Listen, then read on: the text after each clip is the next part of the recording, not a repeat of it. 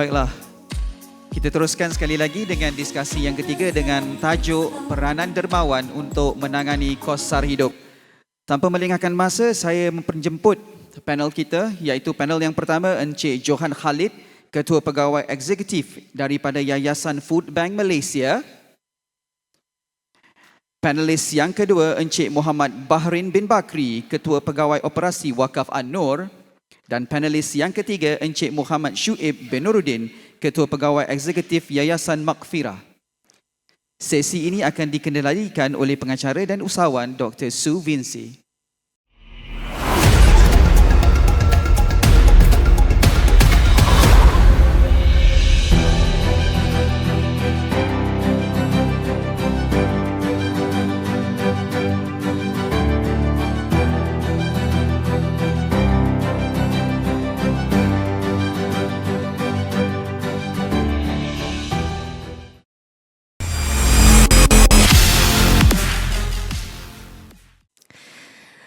Salam sejahtera tuan-tuan dan puan-puan, apa khabar semua?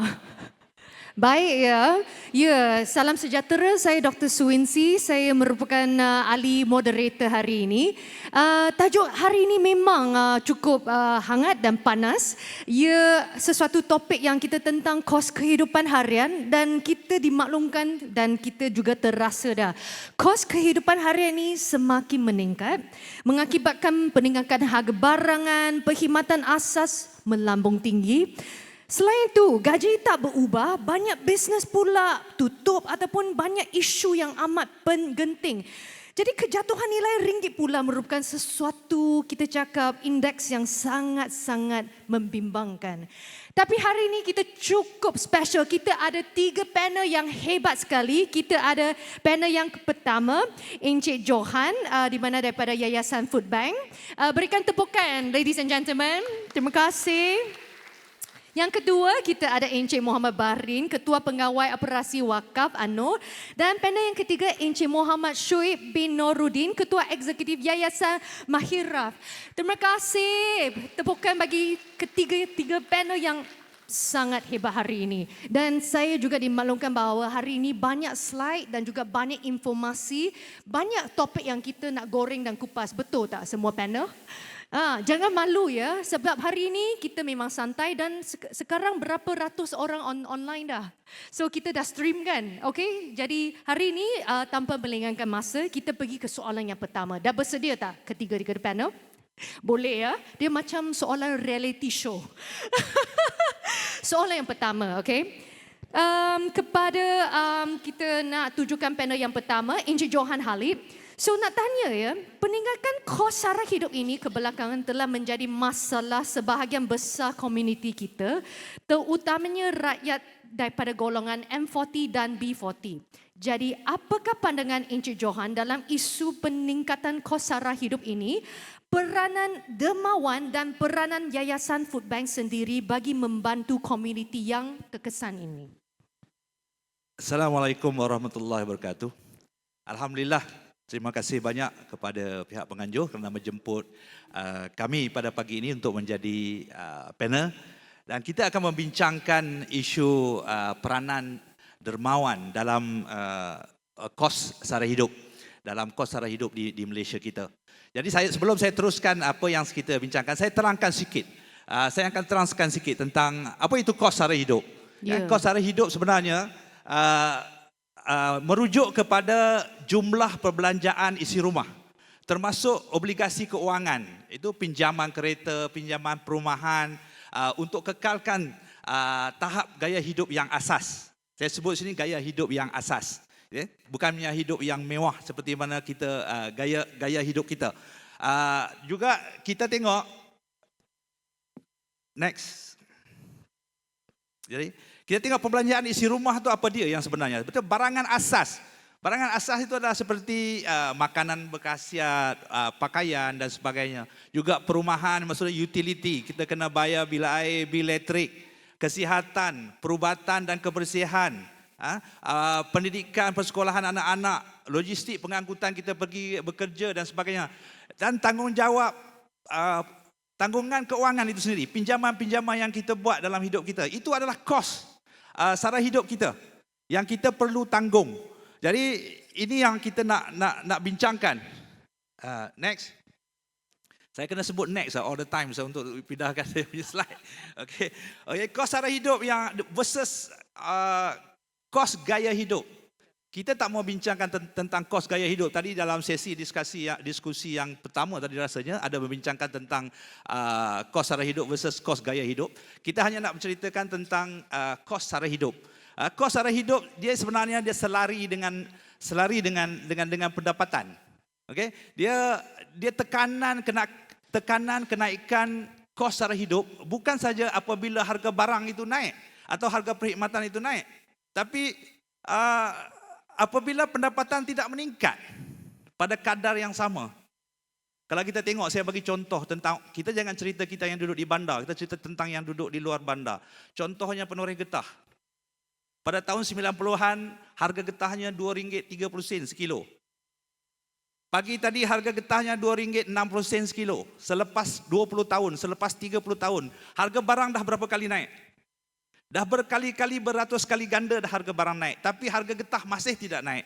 Itu dari saya cerita tentang orang yang di kampung. Tentang sama juga kita yang duduk di bandar. Harga barang naik berkali-kali tetapi gaji kita hanya naik sedikit. Ataupun tak naik, turun. Ataupun tak naik. Itu yang menghakiskan kuasa membeli kepada kita dan membuatkan tekanan kepada komuniti kita tentang kos yang perlu ditanggung dalam kehidupan. Next. Jadi kajian yang saya tengok, kajian yang dibuat oleh Bank Negara Malaysia pada tahun 2021, tahap kepayahan sebenarnya berbeza antara satu isi rumah kepada satu isi rumah yang lain. Bergantung kepada bagaimana tahap kehidupan yang dia lalui dan jumlah anak-anak yang dia tanggung. Secara relatif, perbelanjaan untuk makanan kita tengok kepada B40, dia memperuntukkan 35% daripada pendapatan dia untuk makanan. M40, 30%. Dan T20, hanya 23%. Tapi jangan ingatkan yang orang B40 ni makan banyak daripada orang T20. Sedangkan 23% daripada T20 itu lebih besar nilainya daripada 35% daripada B40. Sebab pendapatannya tinggi, kita tengok 23% daripada pendapatan yang banyak, mestilah nilai juga banyak. Jadi apabila harga barang naik, komuniti yang paling terkesan adalah B40. Sebab dia menggunakan sebahagian besar daripada pendapatan dia untuk menyara keluarganya dari segi makanan. Itu memberi impact kepada kehidupan mereka. Next. Kita balik, tadi cerita tentang kos sara hidup. Lebih kurang kita tahu dia punya definisi. So sekarang kita pergi kepada dermawan. Ya. Okey, siapa dermawan ni? Yang tajuk kita hari ini adalah dermawan dalam kos sara hidup ni, peranan dermawan. Kita tengok dermawan selalunya individu, daripada segi individu sendiri, kita guna daripada public fundraising, bagaimana kita mohon daripada individu melalui social media, melalui digital marketing dan sebagainya. Adalah individu yang menyumbang kepada akaun-akaun yang kita minta untuk dalam program-program tertentu yang kita buat. Juga dermawan daripada korporat. Dalam korporat dia memperuntukkan CSR, dana untuk kerja-kerja kebajikan yang dah ditetapkan dalam bajet untuk setiap tahun. Jadi inilah kita kena approach kepada dermawan-dermawan ini. Sebelum itu saya ingin mengatakan, kami Yayasan Food Bank Malaysia, kami bukannya dermawan. Ramai orang salah ingat kita ni dermawan, tapi kepada penerima menganggap kita ni dermawan. Tapi yang sebenarnya kita hanya menguruskan dana-dana yang didermakan oleh dermawan. Kita menguruskan dana yang diberi, yang disumbangkan oleh para dermawan. Okey, GLC, kita tengok GLC juga mempunyai dana yang besar untuk program-program CSR mereka. Mereka juga kadang-kadang kalau yang tuan-tuan dan puan-puan yang tahu, mereka ada bersatu dalam contohnya GDRM. Apa itu GDRM? Yang sebenarnya GDRM ini adalah GLC Disaster Relief Network.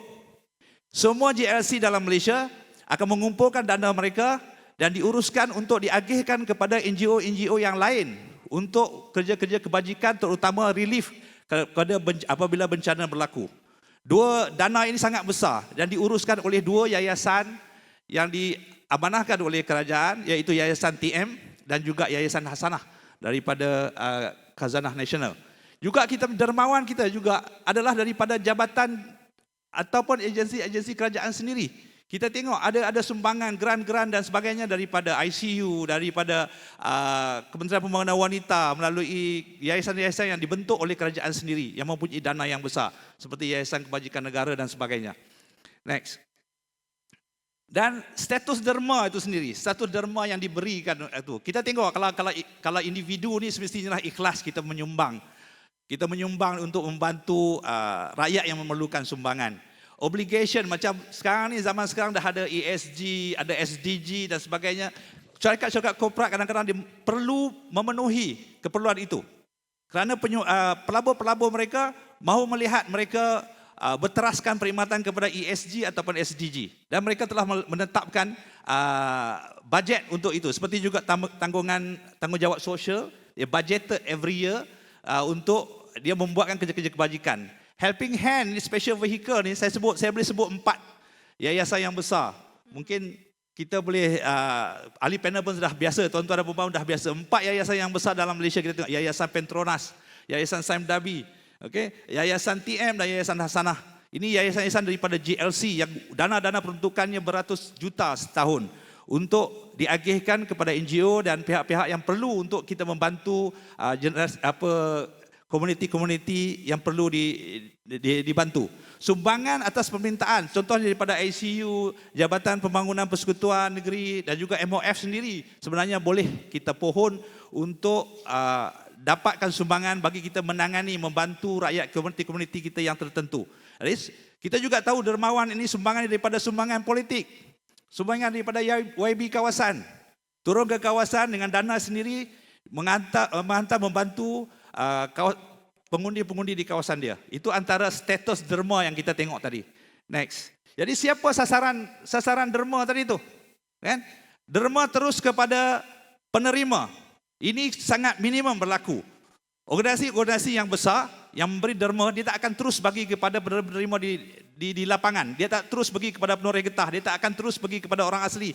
Dia tak terus bagi kepada PPR. Tapi dia akan melalui dengan unit-unit kebajikan ataupun NGO ataupun agensi-agensi yang akan terus memberi kepada penerima-penerima ini. Okey, kita ada korporat selalunya dia ada dalam syarikat dia ada unit kebajikan, unit CSR. So kadang-kadang dia buat CSR dia sendiri, buat program CSR dia sendiri, akan pergi ke pendalaman, akan pergi kepada PPR dan sebagainya untuk mengatur ataupun mengagihkan sumbangan yang mereka hendak bagikan. Dan badan-badan NGO ni selalunya begitulah, kita akan memohon dana daripada penderma-penderma ini dengan memberikan kertas kerja bagaimana kita nak menggunakan dana yang kita harapkan didermakan kepada kita untuk kita agihkan kepada masyarakat yang di bawah. Next. Jadi peranan dermawan ini sebenarnya dia mengurangkan beban tekanan hidup. Bukannya dia mengurangkan kos sara hidup. Penderma tidak ada kuasa untuk mengurangkan kos sara hidup. Sebab harga barang bukan penderma yang menentukan harga barang, bukan penderma yang menentukan harga perkhidmatan. Itu kita hanya dermawan-dermawan ni melalui kita cuma kita dapat membantu dari segi mengurangkan tekanan. Mengurangkan sikit tekanan. Sama ada daripada sumbangan tunai, sumbangan barangan, beasiswa pendidikan, pembinaan infrastruktur seperti bekalan air, elektrik, bilik air dan sebagainya yang kita dapat sumbangan dana daripada penderma. Juga pembangunan komuniti, iaitu program pertanian dan sebagainya untuk menambah pendapatan kepada penerima-penerima yang wajar kita tolong. Peranan dermawan hanyalah menangani ketidakcukupan menampung kos sara hidup. Tidak lebih daripada itu. Next. Kita tengok penyelesaian yang ada banyak di dalam masyarakat kita sekarang ini. Penyelesaian jangka pendek berbagai kaedah telah dilaksanakan oleh kerajaan bagi mengurangkan kos sara hidup rakyat yang semakin meningkat. Termasuk kawalan harga dan subsidi bagi barangan keperluan utama seperti bahan api, gula, minyak masak, tepung dan beras. Dan juga bantuan tunai kepada isi rumah melalui STR dan lain-lain insentif. Tapi penyelesaian jangka panjang perlu diteroka. Perlu dikaji dan masih belum kita dapat satu lagi kaedah bagaimana untuk menangani kos sara hidup yang makin meningkat. Rasanya buat masa ini itu dulu, Doktor.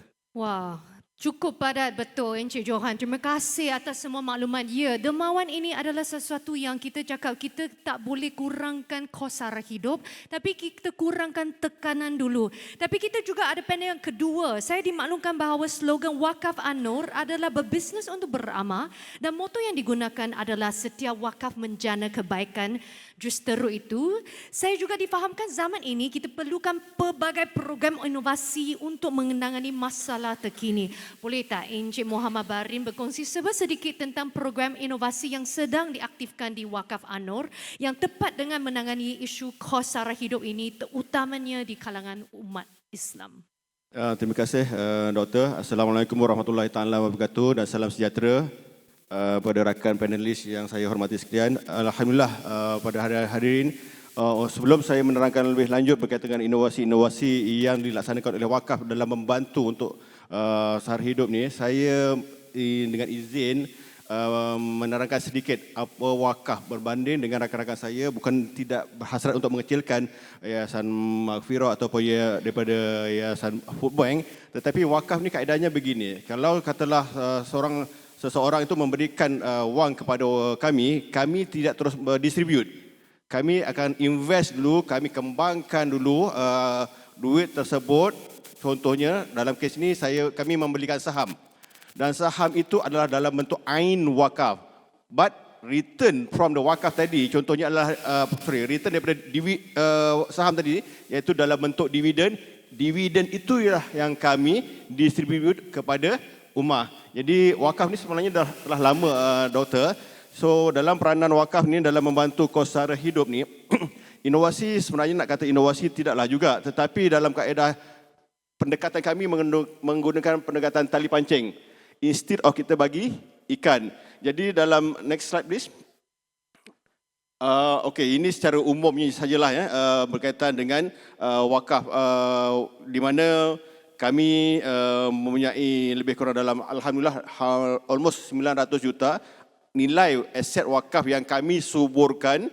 Kami suburkan ini menggunakan pendekatan korporat. We run like korporat yang the others korporat untuk suburkan harta wakaf ini, dan manfaatnya itu adalah digunakan untuk pembangunan ummah. Dan the different wakaf ni dia not limited to Muslim. It's actually to all Malaysian, dan manfaat wakaf kami ini daripada Sabah sampai ke Perlis. Alhamdulillah, seluruh Malaysia national level. Jadi dalam berkaitan ini cuma yang dinyatakan hujah wakaf ni, we need to reinvest 50%. Hasil pulangan daripada manfaat tadi kami kena reinvest, sebab dia tidak macam zakat. Kalau zakat dapat halas, dapat habiskan. Tapi wakaf ni kami kena suburkan. So dalam hal ini 50% we need to reinvest, but then the 50% we need to distribute to the public. Okay, next slide please. Alhamdulillah lah, since penubuhannya lebih kurang dalam 95 juta telah kami agihkan, yang mana ini bersumberkan daripada manfaat wakaf berjumlah 72%, dan 20% daripada crowdfunding, dan 8% wakalah zakat. Wakalah zakat ni kami dapat amanah mulai 2 tahun yang lepas. Jadi majoritinya 72% essentially adalah manfaat wakaf. Dan dalam hal ini agihannya kita berikan kepada kemasyarakatan, kebajikan, pembangunan sosioekonomi, kesihatan dan juga kerohanian dan keagamaan. Paling rendah adalah pembangunan sosioekonomi, sebab kami dalam 2019 baru melaksanakan program ini. Yang lain-lain itu telah lama. Jadi secara kumulatif kemasyarakatan dan kebajikan itu mewakili jumlah percentage yang besar. Next please. Okay, let's focus on the peningkatan kos sara hidup ni. Bagaimana peranan wakafnya? Kami terlibat dalam pembangunan sosioekonomi, persihatin ni healthcare lah, kesihatan. Kalau dilihat kami ada klinik wakaf An-Nur di seluruh Malaysia, ada lebih kurang dalam 24 rangkaian yang diuruskan oleh Wakaf An-Nur bekerjasama dengan KBJ, Healthcare Berhad, serta kerohanian dan juga kemasyarakatan, kebajikan masyarakatan. Tapi saya lebih suka fokus kepada pembangunan sosioekonomi. Okay, next please. Okay, berkaitan dengan pembangunan sosioekonomi, saya dah sebutkan tadi berkait dengan wakaf tali pancing. Dalam pusat wakaf community ni, kami memberikan penekanan latihan vocational untuk meningkatkan kemahiran individu. Dalam hal ini kami terlibat dalam 2 industri. Pertamanya berkaitan dengan jahitan dan keduanya dengan gunting rambut. Dua-dua skill ini, kemahiran ini sebenarnya telah pun memberikan impak from the 3-digit income, ada yang sampai ke 5-digit income. So we are creating level of pendapatan yang mana dengan sendirinya dapat menampung absorb cost of living yang semakin meningkat. Jadi kalau kaedahnya kami adalah wakaf tali pancing untuk meningkatkan taraf hidup mereka. Jadi dengan sendirinya mereka boleh menguruskan kos taraf hidup yang semakin meningkat. Berkaitan dengan dana niaga, kami ini adalah bentuk microkredit yang mana daripada 1,500 hingga 3,000, 5,000 hingga 7,000. Dan ada juga yang berbentuk tawaruk ni, pinjaman berdasarkan cas keuntungan 10,000 hingga 20,000. Dalam hal ini kami bekerjasama dengan rakan-rakan strategik, contohnya Farm Fresh, Satel Mizan, Telekong, Siti Khadijah dan sebagainya, yang mana untuk menjadi ejen ini kami memberikan pembiayaan kepada golongan-golongan sasaran ini, especially B40. Dalam hal ini mereka akan menjadi ejen untuk mengedarkan ataupun menjual produk-produk ini. Dengan sendirinya is going to increase dia punya income. Take home pay dia akan lebih meningkat dengan sendirinya, sebab kita lihat hari ini trend kos sara hidup tak pernah menurun. Tak pernah menurun. Jadi bagaimana nak melawan kaedah kos sara hidup yang semakin meningkat ni? Saya tidak membicarakan berkaitan macam mana pendekatan dasar kerajaan, tidak. Tetapi trending clear, memang meningkat. Jadi how we want to menghadapi masalah kos yang terus meningkat? Kaedahnya adalah memberikan kaedah tali pancing. Jadi kita membantu meningkatkan taraf hidup mereka. Jadi dana niaga ini adalah walaupun microkredit, tapi kami tidak melepaskan hanya memberi pinjaman. Kami juga memberikan latihan, kami juga mengajar dari segi bentuk marketing and promotion. Especially sekarang dalam dunia social media. Next please. Jadi wakafpreneur ni, those yang telah meminjam tadi dana niaga, adapun yang mereka terlibat dengan kemahiran jahitan ataupun kemahiran gunting rambut, kami memberikan pembangunan usahawan mikro secara inklusif dan komprehensif melalui instrumen wakaf ni. Kami memberikan mereka pendedahan, memberikan mereka latihan yang seperti saya nyatakan tadi, knowledge pengurusan kewangan dia. Keduanya bagaimana nak buat marketing dan promotion, bagaimana mereka nak menjual daripada introvert kepada extrovert. Mereka ni kadang-kadang B40 agak-agak malu. Dulu mereka adalah gulungan sebagai penerima. But percayalah, bila dilatih macam ini daripada 3 digit income kepada 4 digit income, bila dah nampak naik kepada 4 digit income, dia bermotivasi. Dan kalau dah 5 digit income, dia menjadi extrovert. Cakap tak berhenti-henti. Jadi alhamdulillah dalam hal ini kami dalam inovasi kami adalah bentuk wakaf tali pancing, dan juga kami juga ada wakaf community. Wakaf community ini those especially yang dalam area B40, kami menyediakan urban farming yang mana dalam hal ini secara tidak langsung pun membantu taraf kehidupan mereka. Sayur mereka tak saya beli, malahan boleh dijual. Malahan hasil daripada sayur tu kadang-kadang mereka boleh keluarkan produk sampingan, contohnya bubur ataupun dan sebagainya, yang mana kita kadang-kadang tak jangka benda ni is small business lah, come on lah. But bagi mereka, bila memegang uang daripada RM50 jadi RM100, RM100 jadi RM500, is totally different. Their feeling is totally different. Berbanding mungkin kat sini macam doktor dah 5 income kan, 5 digit income. Memanglah tak rasa kan. Tetapi those yang merasai daripada 3 digit income, is actually mereka sangat bersyukur. Okey, maaf doktor Tak. Next. Alright. Jadi itu berkaitan dengan inovasi wakaf An-Nur yang pendekatan kami ada pendekatan tali pancing. Ya.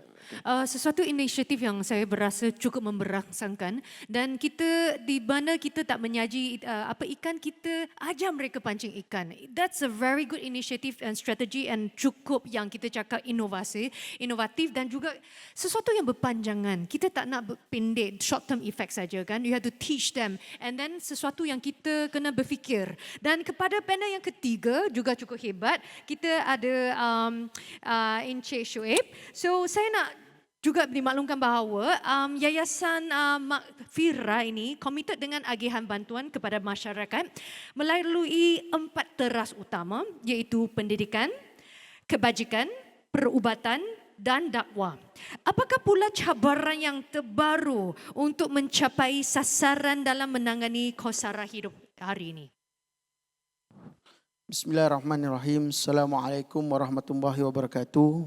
Terima kasih kepada Dr. Moderator kita pada hari ini dan juga ayahanda dan kakanda di sebelah sana ini, rakan-rakan panelis yang hari ini sangat hebat dalam menceritakan program-program dan juga projek-projek yang dijalankan untuk kita menyantuni masyarakat dalam kita membantu membangunkan kosar hidup. Untuk kami di Yayasan Makfirah, untuk makluman tuan-tuan dan puan-puan, kami merupakan satu yayasan yang mana yayasan ini kita tubuhkan untuk menyantuni masyarakat. Dan dalam fasa ketika itu ialah fasa COVID-19, yang mana sebenarnya kalau ikut, mungkin boleh ke slide seterusnya, kalau ikut kami ditubuhkan pada tahun, next slide boleh, pada tahun 2018, yang mana kami berdaftar di bawah Bahayu, Bahagian Hal Ehwal Undang Jabatan Perdana Menteri, yang mana objektif besar kita ialah menjadi sebuah yayasan yang berorientasikan pendidikan, dan sehingga kini masih lagi objektif besar kami ialah pendidikan. Walaupun pada masa berlakunya COVID-19 terpaksa mengubah beberapa alternatif projek yang bersesuaian berdasarkan keperluan ketika COVID-19.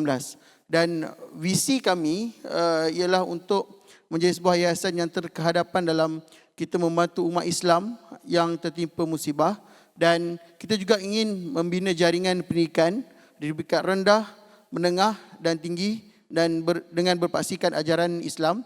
Dan yang ketiga ialah menggarap tenaga golongan muda terutamanya untuk menjadi sukarelawan di bidang kebajikan dan pendidikan dengan karakter pendakwah da'i yang holistik dan seimbang. Next. Okey, seperti mana yang seperti mana yang moderator kita katakan tadi, Yayasan Makfirah ini bergerak atas 4 teras utama, iaitu kebajikan, pendidikan, perubatan dan juga dakwah, yang mana pendidikan itu ialah satu teras yang menjadi keutamaan lah kepada kami di Yayasan Makfirah, yang menyantuni masyarakat di luar sana lah, menjadi support system terutamanya kepada masyarakat untuk membangunkan potensi masyarakat, membangunkan gaya hidup masyarakat. Di samping kita membantu membangunkan kosar hidup, berkara penting juga ialah kita nak bangunkan jati diri masyarakat, kita nak bangunkan keperluan-keperluan masyarakat yang lain. Next. Okey, ini teras kebajikan, dia ada 4 projek besar di situ, iaitu Jiwa Peduli, yang mana projek ini kita daripada COVID-19 dan sehingga sekarang masih lagi menyantuni mereka-mereka yang memerlukan bantuan-bantuan seperti pack makanan asas, bantuan-bantuan seperti baiki rumah, bantuan-bantuan seperti keperluan-keperluan seperti bantuan sekolah dan sebagainya. Dan seterusnya ada juga Raika Ramadan untuk program Ramadan, dan juga ada bantuan masa banjir. Next. Okey, selain itu juga kita mengadakan, mewujudkan juga tabung peniaga kecil. Mungkin pernah juga singgah di media sosial tuan-tuan dan puan-puan. Yayasan Makfirah telah bekerjasama dengan FS Channel, menyantuni peniaga-peniaga kecil di luar sana dengan kita memberi bantuan, dan kita berusaha untuk memberi support system kepada mereka lah dari segi pelatihan dan sebagainya. Next. Okey, next. Okey, Maghfirah Mil. Maghfirah Mil ini ialah satu muasabah besar daripada Yayasan Maghfirah apabila dalam usaha memberi bantuan kepada bangsa banjir terutamanya, yang mana ketika itu berlaku lambakan banyak makanan. Lebihan makanan, ni food bank tahulah ni kan, lebihan makanan yang berlaku ketika bencana yang menyebabkan kadang-kadang makanan siap masak ini basi. Dan bila kami hantar makanan ke pusat-pusat pemindahan dan sebagainya, mereka terpaksa tolak disebabkan makanan terlalu banyak dan akhirnya makanan itu tidak dimakan dan akhirnya berlaku pembaziran yang sangat banyak. Dan balik daripada projek ataupun program banjir tersebut, kami tim secara keseluruhan bermuasabah perlunya ada satu usaha untuk kita lebih orang kata menjimatkan kos dan juga mengelakkan pembaziran. Kos tu mungkin dia kita lihat jangka masa panjang lah, dia tidak, sebab kos untuk membuat untuk Maghfirah Mil bukanlah mudah.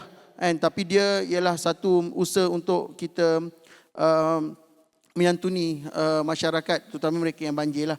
Okay. Seterusnya teras pendidikan.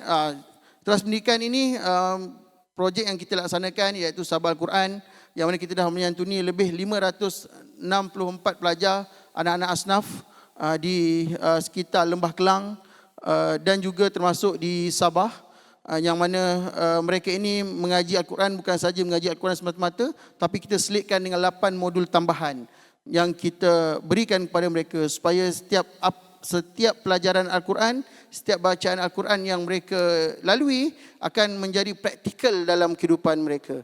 Selain itu juga ada juga kempen infak Al-Quran Braille, yang mana kita bekerjasama dengan Pertis dalam kita menyantuni golongan-golongan OKU Penglihatan. Yang mana sebelum ni kita hanya menaja untuk mencetak Al-Quran Braille. Kita di antaranya lah, selain ada NGO-NGO yang lain juga.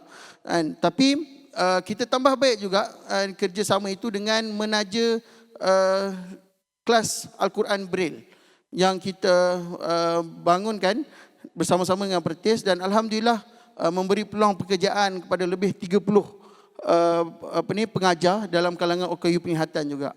Next. Okay, ini tadi sahabat Al-Quran yang saya cerita, ada lebih 500 orang pelajar.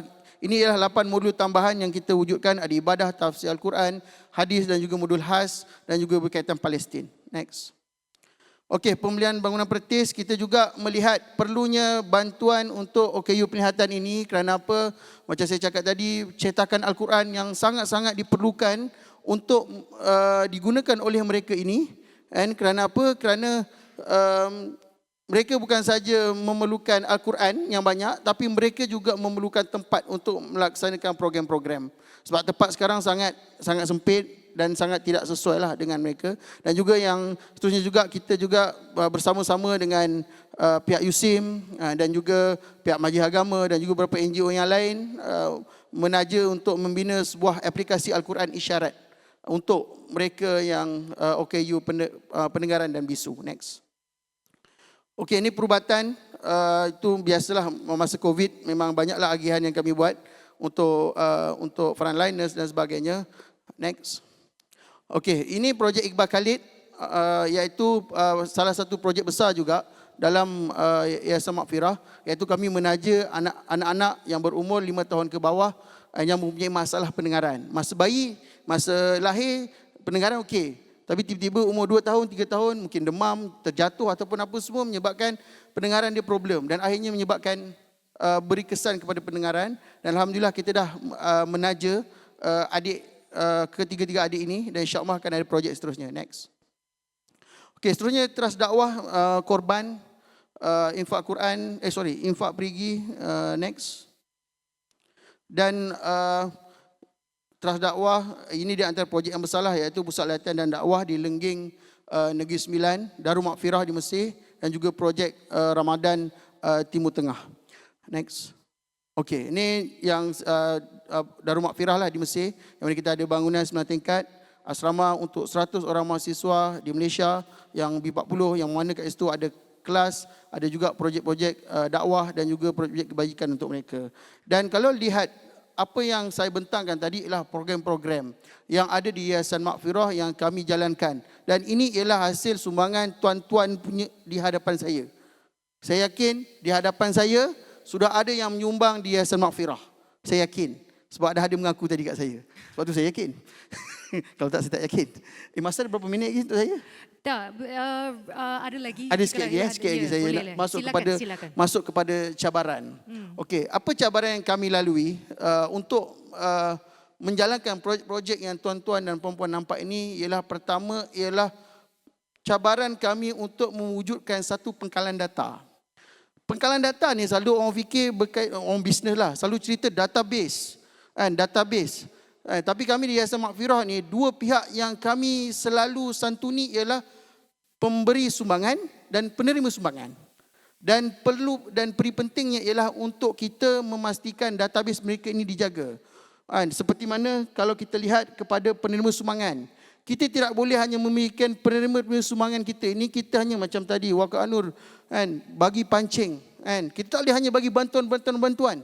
Kita kena susun program-program dia. Bukan sahaja program-program berkaitan bantuan, tapi juga program-program berkaitan pembangunan insaniah dia. Boleh jadi bukan untuk dia, tapi untuk anak-anak dan juga keluarga dia. Kalau kita kata database berkaitan pemberi ataupun pemberi sumbangan, kalau selalu orang cerita pasal customer journey, perjalanan customer kalau business marketing dan sebagainya. Tapi kalau di YM ada donators journey, iaitu kita santuni semua donators kita ini bukan hanya meminta sumbangan, tapi kita beri mereka kembali. Kita susun program-program untuk mereka. Di antara yang hangat sangat program di Yayasan Maghfirah ini, kadang-kadang keterlibatan kalau nama minta tu dekat 700 orang ialah Yasin online. Yasinan, baca Yasin orang kampung punya style sangat tu di antara program-program yang kita wujudkan dan diorang hargai. Sebab kita bukanlah hanya meminta saja, tapi kita beri juga mereka peluang untuk mereka dapat something yang berbeza. Yang kedua, selain database juga, yang kedua menjadi cabaran kami juga ialah komitmen para penerima sumbangan. Contoh tadi saya cerita, ada kerjasama bersama FS Channel. Penerima sumbangan yang berada dalam video, kalau seperti yang kami rancang ialah perlu kami adakan program-program untuk pembangunan dan support sistem untuk mereka. Tapi cabaran-cabaran mereka sendiri untuk berkomitmen dan akhirnya menyebabkan mereka sendiri tidak dapat untuk bagi masa. Mungkin disebabkan kekangan-kekangan tertentu. Tapi itulah cabaran. Sebenarnya kita ada peluang, ada ruang nak buat. Tapi cabaran-cabaran untuk mengumpulkan mereka. Sama juga macam memberi agihan food bank. Food bank pack makanan, pack kering dan juga basah. Kalau dulu kami bagi, datang 100 orang bagi. Tapi tak sekarang, kita ubah. Kita buat di pusat komuniti Yayasan Maghfirah, YM di Kajang. Untuk dapatkan pack asnaf ini, kalau pack makanan bantuan asas ini, setiap penerima perlu datang minimal 2 kali program yang kita susun untuk mereka. Mana kali pertama dia tak dapat tapi dapat kupon, kali dua dia akan datang dan dia akan dapat bantuan. Itu kita cuba susun untuk ikat diorang dan kita dapat bantu diorang dari sinilah. Dan seterusnya mungkin saya kalau sempat lagi saya nak contoh juga berkaitan pengurusan sumber manusia. Pengurusan sumber yang efisien. Dua benda kalau NGO ni kawan-kawan. Yang pertama sumber manusia. Itu cabaran. Saya rasa semua menghadapi benda yang sama. Yang kedua sumber dana. Sumber manusia ini kita perlukan pelatihan-pelatihan yang sangat-sangat tersusun untuk mereka ni bersedia dari segi mental dan fizikal. Selain itu juga kita perlukan mereka ini juga perlukan juga gaji-gaji yang setimpal dengan kerja yang diorang buat dan akhirnya akan membantu mereka dalam kehidupan. Dan selain itu dana juga ialah bagaimana kita mempelbagaikan, mengurus dan menyusun sumber dana supaya digunakan secara berhemah. Dan yang mungkin yang akhir sekali juga cabaran kita ialah mengekalkan kualiti program yang dijalankan. Bagaimana YM ingin memastikan kualiti yang kita buat. Contoh Sahabat Al-Quran. Bagaimana kita nak pastikan 500 ke 600 orang ni datang kelas. Guru-guru yang kita mendanai guru-guru. Yang mana guru-guru ni memang kita bayar. Seperti mana bayaran yang kelas mengaji berbayar di luar. Yang mana memang setimpal.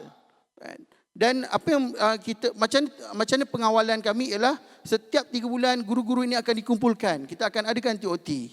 Setiap sama juga dengan ibu bapa. Kita akan buat pertemuan setahun sekali bersama ibu bapa untuk bukan saja kita lihat performan berapa banyak muka surat anak-anak ini mengaji, tapi bagaimana pembangunan akhlak dan jati diri anak ini, bagaimana perubahan yang berlaku terhadap anak dia, terhadap dan akhirnya memberi manfaat kepada keluarga dan masyarakat sekeliling. So itu saja daripada saya. Mungkin soalan dia ialah cabaran dalam menguruskan projek-projek NGO ini, dan itu di antara cabaran-cabarannya lah. Mungkin saya serahkan Ya, kembali terima kepada kasih Tuan Encik Moderator. Syuib. Memang nampak macam senang tapi memang susah. Cabaran banyak. Kita dah berbincang dengan cabaran tempatan. Untuk Yayasan Food Bank, saya maklum bahawa Yayasan Food Bank Malaysia sokong beberapa kita cakap Sustainable Development Goals yang semua ini, adakah ini merupakan salah satu strategi untuk menghasilkan impak tinggi dalam jangka masa panjang untuk membantu komuniti menangani beban kenaikan kos sara hidup ini? Bolehkah Encik Johan mengupas tentang SDG ini? Ya. Okey, terima kasih doktor. So masuk soalan yang kedua ni dia panas sikit lah. Panas. Panas sikit Ini lah. global issue dah. Ya, lagi Kita saya pergi sebenarnya- global sikit ya. Saya lagi panas tadi sebab tadi bila Syuib cakap ayahanda tadi.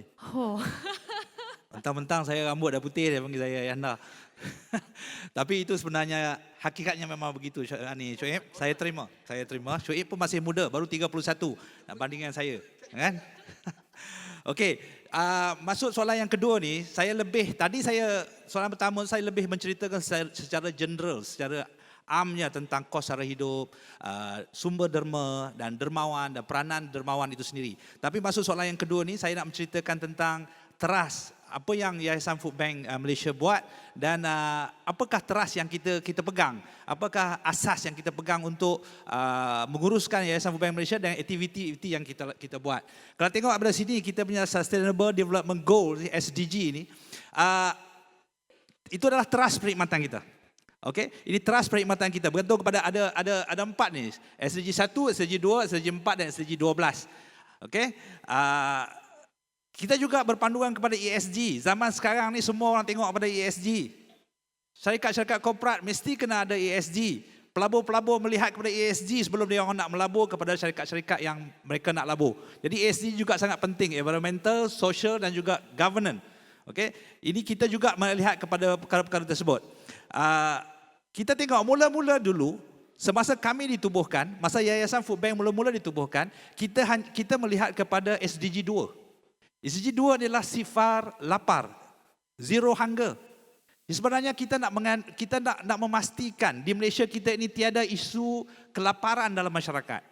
Ini adalah objektif yang pertama dulu masa kita tubuhkan. Sebab apa kita tengok, siapa yang kita tumpukan? Kita tumpukan kepada rakyat termiskin, B40 yang terbawah, okay? Warga emas, ibu tunggal, anak yatim, OKU fizikal dan mental, gelandangan. Dan ramai dalam Malaysia kita ni ada juga golongan-golongan yang terlepas pandang. Apa maksud golongan terlepas pandang ni?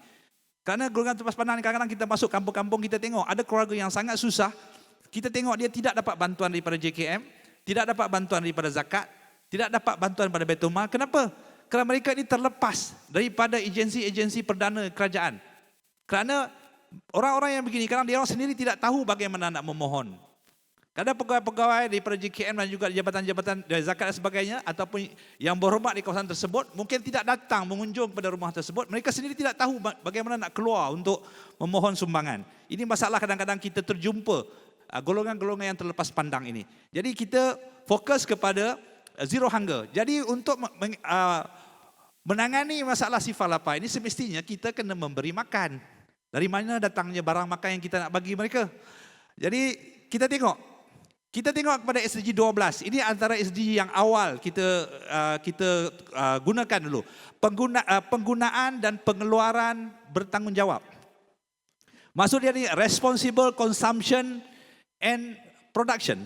Maksudnya penggunaan makanan itu kita mesti bertanggungjawab dalam penggunaan makanan itu. Kita mesti bertanggungjawab dalam kita membuatkan barang-barang makanan itu. Itu kepada industri, penggunaan makanan consumption itu kepada pengguna, pada kita sendiri yang kita makan. Dari situlah lahirnya zero waste, pembaziran sifar. Kerana daripada SDG 12 ni, daripada industri dan kaedah cara hidup kita inilah yang membuatkan banyaknya berlaku pembaziran dalam kehidupan kita setiap hari. Saya rasa macam nak bangun, tapi okey, teruskan. Next. Kita tengok. Ini data, ini fakta yang kita tengok. Pembaziran makanan dalam negara kita. Satu hari 38,000 tan sisa pepeja. Bukan satu bulan, bukan satu minggu. Satu hari, setiap hari 38,000 tan sisa pepeja dibuang kepada tempat pelubusan sampah. Daripada 38,000 tan itu, 17,000 tan adalah sisa dari makanan. Daripada 17,000 tan sisa makanan itu, 4,080 tan adalah sisa makanan yang masih boleh dimakan. Yang masih elok kita makan. Kita dah buang setiap hari. 4,000 tan ini boleh memberi makan kepada 3 juta orang 3 kali satu hari. Itu asalnya kenapa kita ditubuhkan pada awalnya. Yayasan Food Bank Malaysia ditubuhkan. Itu tujuan utama kita. Untuk menangani pembaziran makanan yang berlaku terlampau banyak di dalam Malaysia kita. Malaysia adalah salah satu negara yang paling tinggi pembaziran makanan. Antara negara yang paling tinggi. Bukan yang tertinggi, tapi antara negara yang paling tinggi. Kita membuang makanan 30.6%.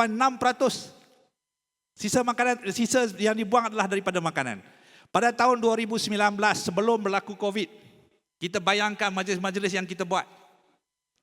Majlis-majlis kerajaan, mewah makan. Tetamu 1,000 orang, masak untuk 2,000. Kita buat kenduri kahwin. Panggil tetamu 1,000, masak untuk 2,000. Akhirnya semua buang. Kita yang pergi, kita pungut. Bukan ambil sisa yang dah dimakan. Sisa yang dalam yang belum dibuang, yang belum ditutup, yang belum dibuka. Kita ambil, bawa balik kepada warehouse kita, kepada gudang kita. Kita packing balik dan kita hantar kepada gelandangan dan orang-orang yang memerlukan di sekitar Lembah Kelang. Itu tugas kita. Hakiki kita pada awal dulu. Tapi bila berlakunya COVID pada tahun 2020 dan industri-industri itu semua tutup, hotel tutup, restoran tutup, tak boleh buat kenduri kahwin, tak ada majlis. Jadi kita keputusan. Dah tak adalah barang makanan nak cari kat mana. Jadi kita terpaksa buat marketing kita cara lain pula. Kita terpaksa pergi cari kepada industri-industri pembuat makanan di Lembah Kelang ini. Banyak industri-industri buat makanan. Masa itu pula makanan-makanan dia semua tak boleh jual sebab supermarket tutup. Hypermarket tutup. Jadi banyak barang-barang dia yang menuju kepada expiry date. Lupus. Jadi kita buat perjanjian dengan syarikat-syarikat besar ini. Barang-barang yang hampir lupus, 6 bulan sebelum dia lupus, dia jangan buang. Selalunya dia akan buang kepada tempat pelubusan sampah. Sebab tak ada chef value lagi. Supermarket tak mau terima, kedai runcit tak mau terima lagi. Selalunya dia buang tempat pelubusan sampah. Jadi kita buat MOU dengan kita, dia akan serah kepada kita. Sebab ramai orang miskin daripada seluruh Malaysia kita masih sanggup terima kalau barang lagi sebulan nak expired. Kalau dia memang hidup susah, barang yang dah expired hari ini pun dia sanggup makan. Jadi kita pungut sini, dari situ kita dapat banyak sumbangan daripada industri dan untuk kita edarkan kepada asnaf di seluruh negara. Okey, next. Okey, ini antara kita tengok ini data ni bukan saya petik daripada langit. Ini data daripada SW Corp, KPKT. SW Corp tempat yang membuatkan menguruskan tempat pelubusan sampah. Okey. Makanan kalau kita tengok situ, 17% kita kehilangan makanan. Makanan ni ada 2 jenis. Satu kehilangan makanan, satu pembaziran makanan. Kehilangan makanan itu adalah kehilangan makanan daripada ladang sampai kepada kedai. Sampai kepada tempat proses. Daripada kita ambil di ladang, kita bawa naik lori. Ada sebahagian yang jatuh. Kita angkut, pergi simpan dalam stor. Tikus makan, kucing makan, anjing makan dan sebagainya. Dan sampai pengurusan, buang kulit dan sebagainya, 17% sudah hilang di situ. Daripada 17%, kita beli, bawa balik rumah, kita proses, potong kulit dan sebagainya, kita akan lagi kehilangan 13% apa makanan tersebut. Jadi pembaziran keseluruhannya lebih kurang 30.3%. Kita tengok terutama orang perempuan, saya cakaplah orang perempuan kan. Dia kalau dia pergi pasar malam, kalau dia beli, dia pergi tengok kentang cantik, patut dia nak pakai 1 kilo je. Nanti tuan-tuan air cantik ni kak, dia beli 5 kilo. Bawa balik rumah, simpan dalam peti sejuk, jadi apa? Kecut, buang macam tu saja. Itu pembaziran yang selalu berlaku. Satu lagi tawaran, buy one free one. Beli 1 kilo dapat 2 kilo, beli juga. Tapi itu adalah satu pembaziran yang tanpa dia sedar. Bawa balik rumah, anak di rumah 3 orang, masak macam 6 orang. Itu perkara biasa yang berlaku dalam kehidupan kita. Ini kita perlu sedar tentang pembaziran-pembaziran yang kita buat dalam kehidupan kita. Next. Average-nya, Kita orang Malaysia membazirkan setiap hari kita buang 1.64 kilo. 1.64 kilogram kita buang setiap hari. Dunia punya average baru 1.2 kg. Tapi kita buang 1.64 kg. Banyak yang kita buang. Akhirnya semua kita buang dalam tong sampah. Kan? Tapi kadang kita fikir, buang tong sampah apa hal, aku beli sendiri, harta aku ikut suka aku lah nak buang. Kan? Tapi kita tak fikir yang kesan daripada pembuangan kita itu melibatkan banyak perkara. Okay, next. Inilah di sinilah datangnya peranan kami Yayasan Food Bank. Kita tengok tadi. Okay? Dari pembaziran SDG 12 yang berlaku dalam industri dan juga dalam pemakanan kita, Yayasan Food Bank akan pergi pungut. Kita akan bekerjasama dengan industri yang hampir luput. Kita ambil, bawa balik kepada warehouse kita, kepada gudang kita. Kita akan kumpul dan kita akan bekerjasama dengan rakan strategik kita. Siapa rakan strategik kita? Adalah NGO-NGO yang lain yang berdaftar di bawah kita. Masa ni kita ada lebih kurang 50 NGO berdaftar bawah kita, agensi-agensi kerajaan, penduduk kampung seperti Ketua Kampung, MPKK dan sebagainya yang berdaftar bawah kita. So dia orang ini akan memohon kepada kita lebihan makanan yang kami kumpul. So dia orang akan ambil, dia orang akan serahkan kepada siapa yang memerlukan. Asnaf dan orang miskin dan juga sekolah-sekolah dan sebagainya. Kita ini beroperasi terbalik daripada NGO yang biasa. Kita adalah supply driven. Kita hanya mengumpul makanan, mengumpul dana. Kita bukan demand driven seperti NGO yang lain. Kadang-kadang NGO yang lain tu dia pergi tengok, kampung ni ada orang susah 100, 200 keluarga. Baru dia keluar, dia ambil nama semua, baru dia pergi cari. Kat mana nak cari dana, kat mana nak cari duit. Kat mana nak cari makanan. Dapat makanan baru dia bawa pergi hantar balik. Kalau dia dapat. Tapi kita tak beroperasi begitu. Kita kumpul makanan dulu, kita kumpul dana dulu. Dan kita tunggu permohonan daripada NGO-NGO yang memohon kepada kita kerana mereka lebih tahu siapa yang perlu dibantu. Itu ya berbezanya operasi kita. Kita tidak pergi mencari siapa yang perlu dibantu. Kerana NGO-NGO tempatan ataupun persatuan-persatuan penduduk, kalau di PPR ni persatuan penduduk lah yang akan memohon kepada kita. Juga agensi-agensi kerajaan juga ada yang memohon seperti APM dan sebagainya. Kita kena faham yang APM, Angkatan Pertahanan Awam, 90% adalah anggota sukarelawan. 90% daripada sukarelawan tersebut adalah asnaf. Pelorai getah, kerja kampung dan sebagainya. Gaji RM8 1 jam. Itu pun berebut nak jadi nak cari jam tu. Okey, ini kalau tengok daripada sini, inilah tugas hakiki kita yang kita buat. Okey, kenapa ada situ no poverty? Mestilah no poverty itu kita mencari ramai orang miskin kita yang kita bantu. Bawah itu kita tengok education, kita juga melibatkan diri kita dalam pendidikan seperti juga Yayasan Maghfirah. Kita melibatkan dalam pendidikan juga, tapi kita gunakan modal kita daripada makanan. Kalau kita pergi pada komuniti yang tidak berpendidikan, terutama pada orang asli dan sebagainya, untuk beri pendidikan, kita umpan dengan makanan. Kalau tidak, dia orang tak datang. Nak suruh ajar, belajar, kita cakap datanglah, kita nak pergi belajar, bagi kelas free. Dia tak akan datang. Tapi kita umpan dengan makanan, so dia orang akan datang dan hantar anak-anak untuk belajar. Itu kita terlibat juga dalam makanan. Kita berjaya advokasi kepada kerajaan untuk mengadakan satu akta. Akta 826. Akta Perlindungan Penerima Makanan digezetkan pada tahun 2020. Akta inilah yang membantu kita, yang sangat besar membantu kita. Dulu syarikat internasional, syarikat antarabangsa, dia orang takut nak dermakan makanan kepada kita. Takut pengguna-pengguna sakit perut atau mati, mereka akan disaman, mereka akan disalahkan. Tapi dengan adanya akta ini, mereka tidak liable. Mereka tidak akan disalahkan atas apa yang berlaku kepada penerima-penerima sumbangan barangan yang kita bagi. Next. Ini food banking system, kalau nak faham. Food banking system adalah kita ada penderma, kontributor kepada kita tu, syarikat-syarikat, pasar borong, kilang dan sebagainya. Kan? Mereka menderma kepada kita barang dan kita akan semak dan kita akan sort balik semua dan kita kumpul di gudang kita dan kita akan war-warkan kepada NGO-NGO yang berdaftar dengan kita. So dia orang datang mohon dan mereka akan pergi bagi kepada penerima-penerima yang mereka sendiri tahu. Kita adalah diberi kelonggaran oleh lembaga hasil dalam negeri, siapa-siapa yang menderma kepada kita dikecualikan daripada cukai. Syarat utama dia, penerima kita mesti, NGO-NGO yang nak datang mohon dengan kita mesti dapat senarai nama penerima dan juga nombor kad pengenalan. Sebab kita perlu lapor kepada LHDN. LHDN akan tanya kita, duit orang sumbang kepada Yayasan Food Bank, ke mana kita belanjakan? Kadang-kadang orang tak faham. Nak bagi-bagi je lah, nak minta IC pula. Kan? Itu selalu kita hadapi cabaran itulah di luar sana. Kan? Okey, rasanya itu saja untuk soalan ini. Saya akan menerang lebih lanjut lagi Ya. untuk soalan yang seterusnya. Ya, Sekian, terima kasih Encik Johan. Memang sangat teliti ya. Dan tuan-tuan puan-puan, Wakaf Anor baru-baru ini mendapat anugerah Most Trusted Muslim Brand 2023 Tahniah ya. So memang ini merupakan anugerah yang memang gempak dan tak mudah dicapai. Jadi pelbagai usaha yang telah dilaksanakan saya pasti. Jadi peranan branding ini juga memainkan peranan yang amat penting untuk memastikan agar dermawan ini nampak lebih mampan dalam jangka yang masa panjang. Boleh tak kita berkongsi tentang usaha wakaf dalam aspek ini sebelum kita sediakan video? Terima kasih Doktor. Berkaitan dengan anugerah ini sebenarnya selepas 23 tahun penubuhan Wakaf Anor since 2000, rasanya baru tahun lepas dan tahun ini kami baru dapat anugerah. Tapi bukan itu matlamat kami. Bagaimanapun sedikit perkongsianlah cabaran-cabaran dalam kami membuat berbisnes untuk beramal ni.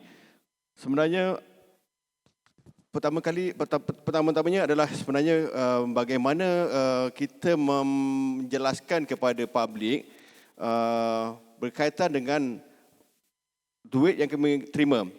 Kami jelaskan melalui annual report. Dalam annual report kami jelas-jelasnya menjelaskan segala penerimaan kami jadikan ain wakaf ni dalam bentuk apa. Keduanya berkaitan dengan agihan. Dalam annual report kami jelas, kami setiap inci yang kami sumbangkan ini memang kami tunjukkan kepada siapa penerimanya. Jadi public, how we build the trust, macam mana kita membina kepercayaan daripada public, maknanya dengan annual report. Jadi dengan annual report inilah sebenarnya alhamdulillah pihak orang ramai ataupun public memberikan pewakafan kepada kami. Keduanya adalah governance. Governance ini sangat penting sebab struktur governance kami seperti macam listed company. Kami ada board of director, kami ada board investment committee, kami ada jatuhkuasa perkara syariah, kami ada audit and risk committee dan juga kami ada tender board. Jadi kalau nak ada board meeting ni, sebenarnya kami rasanya macam tak tidur malam. But dengan adanya struktur governance ini, sebenarnya membina kepercayaan kepada publik. Yang ini sangat-sangat penting sebab sekarang ni memang banyak isu di luar sana berkaitan dengan duit yang diberikan ni, yang diserahkan, yang diamanahkan ni dijadikan apa? We don't know. Memang perlu diaudit. But sometimes audit pun sekarang tidak menjelaskan secara detail. Tapi annual report menjelaskan secara detail aktiviti. Jadi inilah berdasarkan bila kita keluarkan annual report, alhamdulillah not only public yang memberi kepercayaan kepada kami, but kami pun mendapat recognition daripada pihak antarabangsa dan juga dari peringkat tempatan. Alhamdulillah, peringkat awal sebenarnya Doktor, pengiktirafan ini datang daripada international. Wow. Daripada Dubai, daripada London, daripada Jakarta. Tapi alhamdulillah this year kami mendapat pengiktirafan daripada lokal. Jadi dalam hal ini berkaitan dengan anugerah ini memang berkait rapat dengan branding. Yeah. How to build the branding ni memang pertama kali macam kami, isu kami tak ada produk. Produk kami adalah produk yang berpatutan wakaf. Yeah. Intangible, invisible. Kalau kita jual air mineral nampak produknya. Tapi kalau jualan kami adalah hello kawan-kawan sila berwakaf. Can't see, tak boleh nampak apa bendanya apa, intangible. Ini cabaran pertama dan ini pun sebenarnya telah dijelaskan dalam Al-Quran ayat Munafikun ayat 10. Sebenarnya kita semua ni akan menyesal kemudian hari. Percaya ke tidak? Sebab Allah kata kalau kita diberi peluang untuk hidup sekali lagi, apa yang kamu nak buat? Dan dijelaskan dalam Al-Quran, kita nak berinfak, nak berwakaf, nak bersedekah. Itu kalau nak dihidupkan sekali. But we don't have any second chance untuk kita hidup. Jadi memang dalam Quran dah dijelaskan, memang ini satu cabaran besar kepada kami. Tapi how we solve the cabaran ini, kami build trust. How build trust, kita keluarkan annual report, kita nyatakan secara jelas ada struktur governance-nya untuk membina kepercayaan. Jadi alhamdulillah walaupun kami base-nya di Johor, pengiktirafan ataupun perakuan-perakuan daripada rakan-rakan seluruh Malaysia mengenali Wakaf An-Nur. Tidak bertujuan untuk riak, tetapi ini sangat penting. Bila kami di dalam simposium-simposium berkaitan wakaf especially, mereka merujuk Wakaf An-Nur sebagai model dari segi transparansi, dari segi governance-nya, dari segi contribution-nya. Cuma kami sekarang ini membina high impact, khususnya manfaat-manfaat wakaf yang kami berikan ni. Tadi kita khusus kepada inovasi baru, tetapi sebenarnya Wakaf An-Nur ni bukan setakat memberi kepada tali pancing, tetapi ikan pun masih bagi juga. Kita faham dalam kategori-kategori ini ada lagi masih yang perlukan ikan. Tapi dalam hal ini memang Wakaf An-Nur telah pun diberi kepercayaan dan dijadikan model rujukan khususnya berkaitan dengan wakaf. Dan dalam hal ini sebenarnya pendekatan wakaf korporat saya rasa memang perlu banyak lagi institusi wakaf kerana dia lebih sustain, lebih bertahan lama. Kalau kita lihat di Universiti Al-Azhar, Oxford University, endowment entity is actually more sustain. So I think dalam Islamic Social Finance kita memang membantu banyak kerajaan. Kalau saya jelaskan tadi 95 million. So I think I thank you to government because dalam hal wakaf telah pun disebut dalam bajet, ya, dalam bajet memberikan pengecualian juga, tapi khusus kepada Majlis Agama Islam Negeri ataupun syarikat anaknya ataupun IBTA. Jadi kalau untuk membantu lebih ramai lagi, berilah pelepasan cukai ini juga kepada kami yang seperti nazir-nazir khas ataupun mutawali ini. Kami tidak dapat insentif tersebut, tetapi percayalah kalau dipanjangkan insentif pengecualian cukai itu, kami boleh berlipat gandakan lagi sumbangan-sumbangan kepada ummah khususnya dalam membantu untuk kos sara hidup. Jadi itu jawapan saya. Ya, terima kasih. Sesuatu branding yang tak mudah ya. 23 tahun. Wow, and intangible. Dan kita tahu kena ada integrity, transparency, report semua ini, struktur. Memang tak mudah. Saya juga difahamkan untuk panel yang ketiga ini memang tak mudah bagi sumbangan. Bagaimana kita boleh, video ada. Boleh tayangkan? Boleh. Okey, kita tayangkan sebab tak mudah untuk dapatkan anugerah ini ya. Aku nak tengok kita tayangkan video daripada Wakaf An-Nur.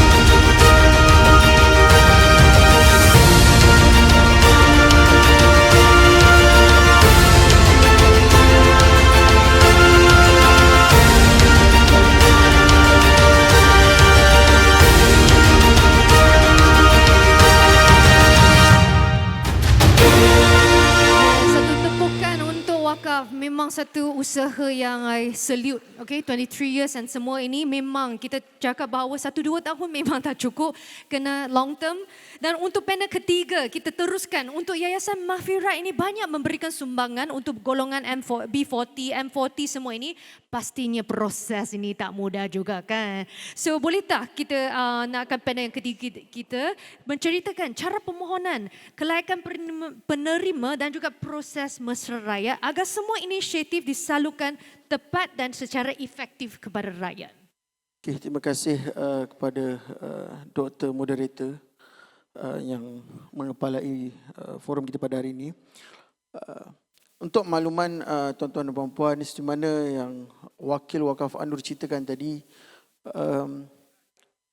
kami di Yayasan Mahfirat ini memahami bahawa cabaran pertama dan utama dalam kita ingin mengumpulkan dana awam untuk kita membuat projek-projek ini ialah kami tak ada produk yang nampak di depan. Yang mana kalau di Yayasan Maghfirah ni selalu saya sebut, kita ni tak ada produk macam tadi, tak ada air mineral. Kan? Tapi kita menjual kepercayaan, menjual keyakinan rakyat. Oh, rakyat pula kan, macam ahli parlimen. Kan? Menjual kepercayaan rakyat kan, kepada kami di Yayasan Maghfirah untuk menjadikan Yayasan Maghfirah ini sebagai satu entiti, sebagai wadah untuk memberi sumbangan dan mengagihkan sumbangan tuan-tuan kepada mereka yang selayaknya. Dan memang slogan kami sebagai sebuah yayasan yang meletakkan slogan wadah dakwah anda, yang kami meyakini bahawa yayasan kami ini bukanlah kami yang punya, tapi yayasan yang kami ada ini, Yayasan Maghfirah ini ialah yayasan seluruh rakyat Malaysia yang ingin menyumbang bakti, tidak kiralah dia daripada bidang apa, kepakaran apa, bukan saja dana, bukan saja ilmu dan sebagainya, tapi juga tenaga.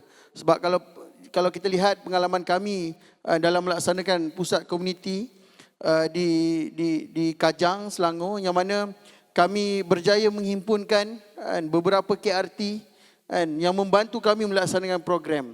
Mereka yang cadangkan program. Kami hanya menyusun dana yang secukupnya, yang seperlunya untuk orang kata mereka laksanakan ikut keperluan dan ikut kesesuaian di komuniti. Dan untuk makluman semua, sebenarnya soalan tadi, apakah orang kata klasifikasi penerima dan pemohon yang akan mendapat sumbangan di Yayasan Maghfirah ini.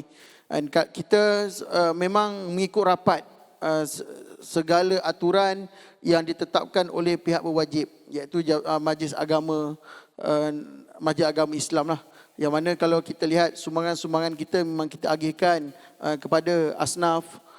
Tadi kalau lihat banyak program bersama dengan orang kurang upaya, dan juga tidak lupa juga kepada warga emas, yang mana kita tahu kita sedang menuju negara tua 2030.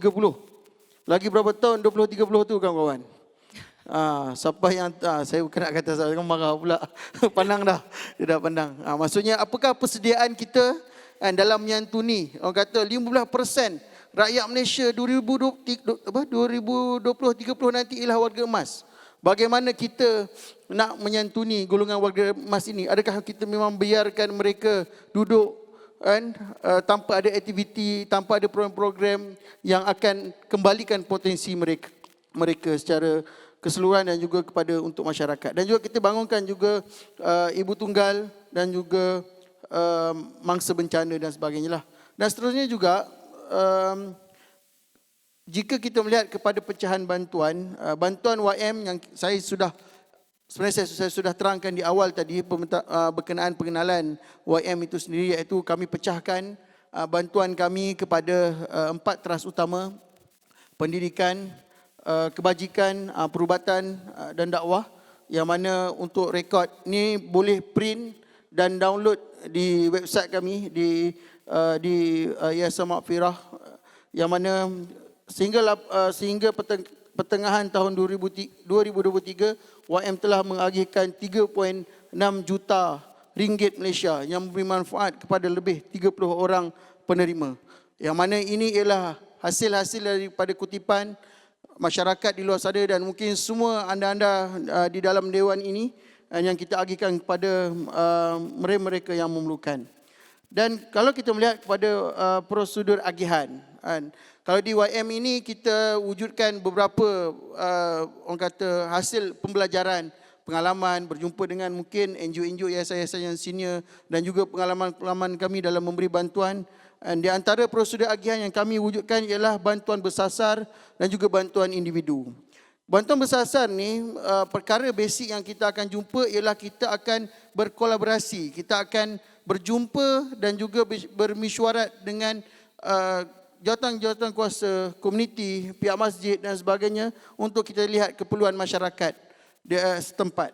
Yang mana dari hasil pertemuan itu kita akan wujudkan program-program yang bersesuaian yang ada di Yayasan Maghfirah. Kita cuba blendkan dengan apa objektif ataupun permasalahan-permasalahan yang dikeluarkan oleh jawatan kuasa penduduk ini, dan akhirnya kita cuba laksanakan program tersebut.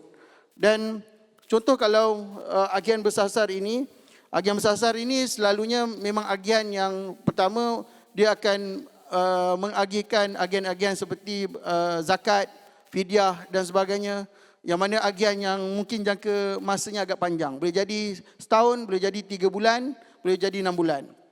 Yang mana untuk menentukan penerima-penerima agian ini, kami akan berkomunikasi dan juga bekerjasama dengan jawatankuasa penduduk, pihak masjid dan sebagainya. Kita akan interview para penerima-penerima sumbangan ini untuk kita memastikan bahawa benar mereka ini layak. Sebab kita cuba sampai baik mencari betul-betul asnaf B40 tu betul-betul B40 yang bawah. Sebab kadang-kadang bila kita cek B40 kita agih yalah kita pun tak tahu nak bersangka buruk ke apa kan, tapi bila ini pengalaman lah mengagihkan barang, tapi TV kat rumah ada 65 inci. Betul. Saya pun rumah 45 inci, internet pun baru lepas tutup.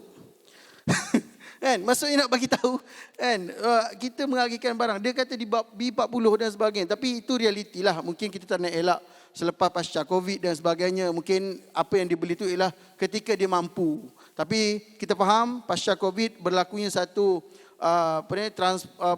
perubahan ekonomi masyarakat, dan akhirnya ada yang mungkin pernah kerja pilot, pernah kerja pelbagai kerja yang hebat-hebat sebelum ni, gaji yang besar, tapi disebabkan faktor ekonomi dia terpaksa diberhentikan ataupun dia yang berhenti sendiri dan akhirnya dia terpaksa bekerja sebagai Grab dan sebagainya, yang menyebabkan kewangan ataupun kos sara hidup diri dia semakin berkurangan.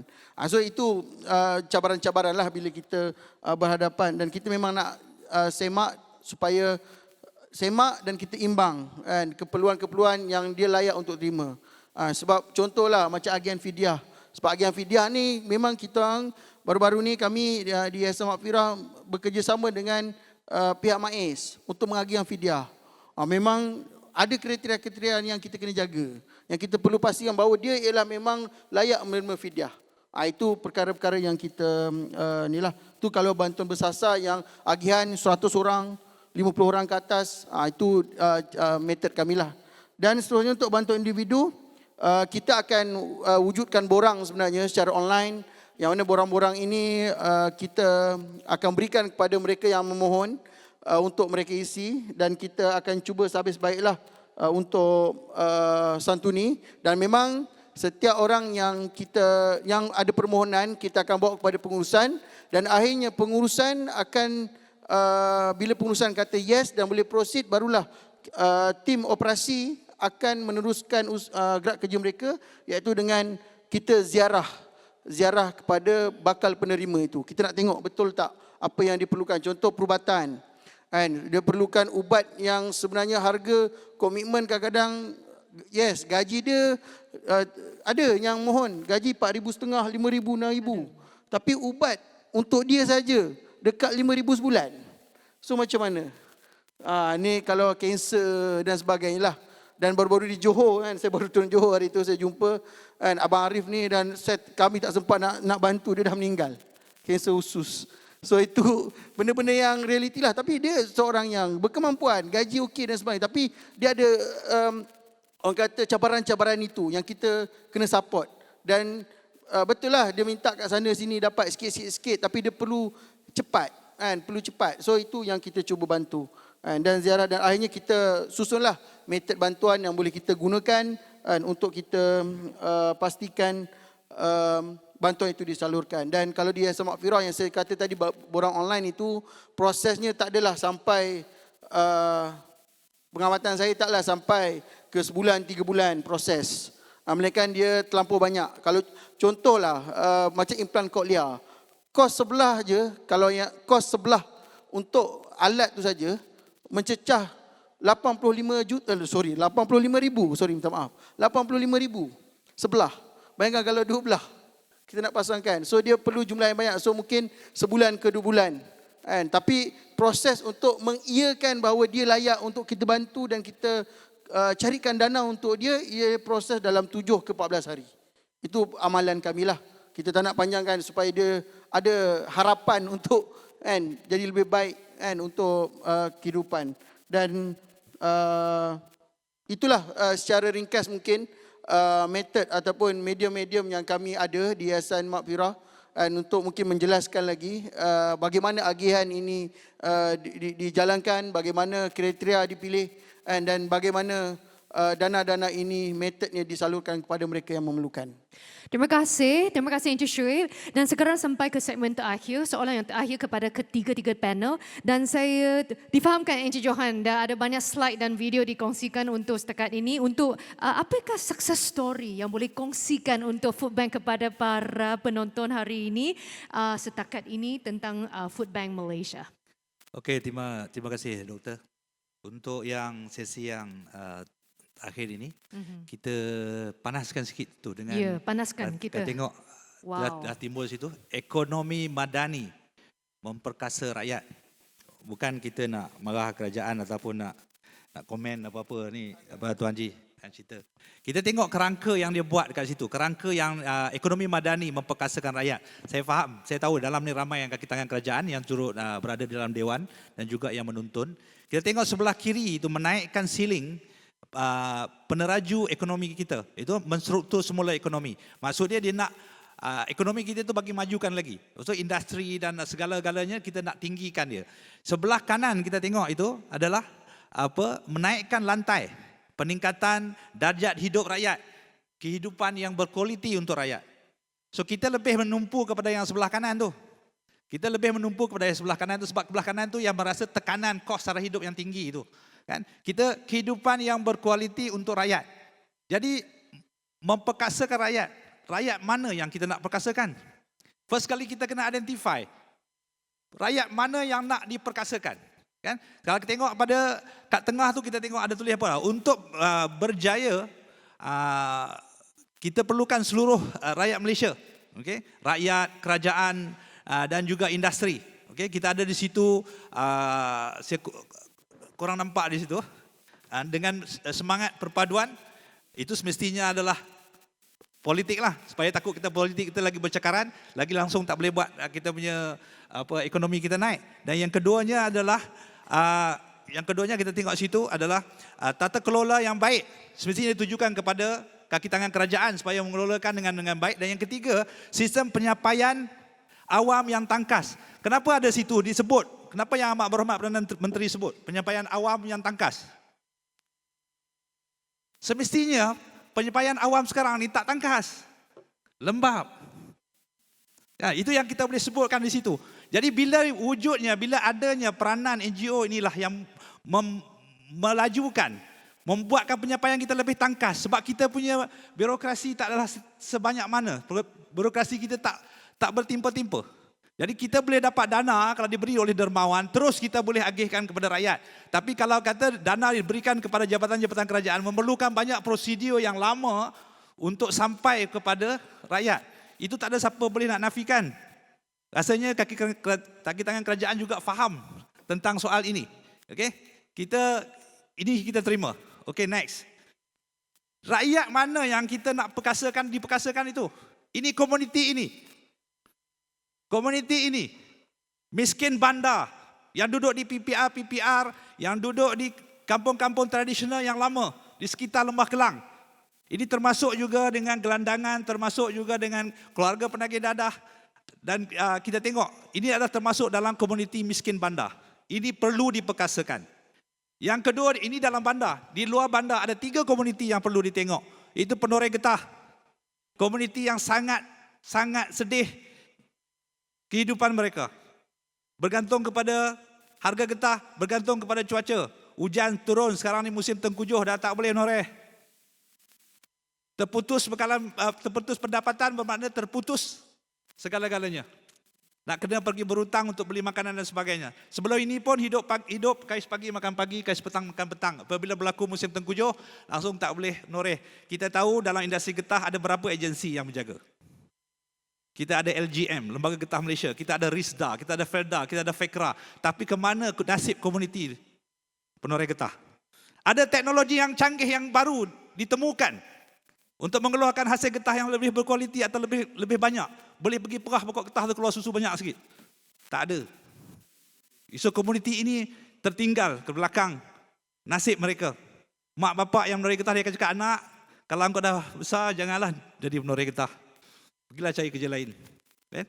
Dah susah nak cari dah orang yang menoreh getah di kampung pun. Kan?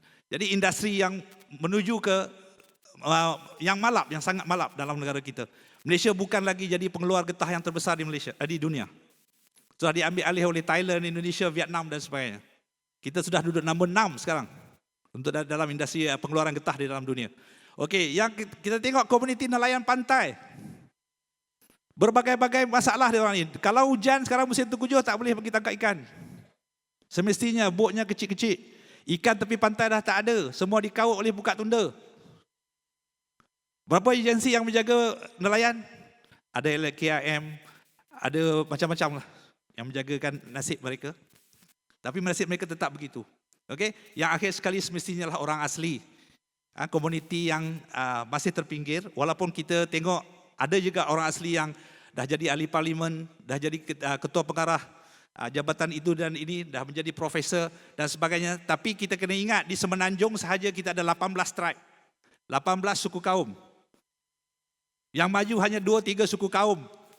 Tapi yang masih lagi banyak suku kaum yang masih mundur, terutama dalam kalangan etnik Semang Negrito. Suku Batik, suku Jahai, suku Lanoh. Ini suku-suku kaum yang masih ada, yang sebahagiannya masih hidup berpindah randah, yang tidak perlu mendapat pendidikan asas. Itu antara yang saya sebut kata rakyat mana yang perlu diperkasakan. Inilah antara rakyat yang perlu diperkasakan, komuniti, 4 komuniti ini. Next. Apa yang kita buat untuk miskin bandar? Kita buat program Box of Hope sesama mara bersama dengan Air Selangor. Ini dah tahun ini dah tahun keempat kita bersama Air Selangor. Kita terima kasih banyak kepada Air Selangor kerana sanggup bekerjasama dengan kita untuk menjayakan ini, Box of Hope. Setiap bulan kita akan menghantar sumbangan kepada 100 keluarga yang kita pilih di sekitar Lembah Kelang yang mana ada perkhidmatan Air Selangor dengan kerjasama Village Grocer. Ini adalah program yang sangat berjaya selama 4 tahun dan kita setiap bulan 100, bermakna 1 tahun kita ada 1,200 keluarga yang kita bantu dan kadang-kadang Air Selangor menambah lagi 200 atau 300 keluarga. Pada tahun 2023 saja kita berjaya membantu 1,600 keluarga. Next.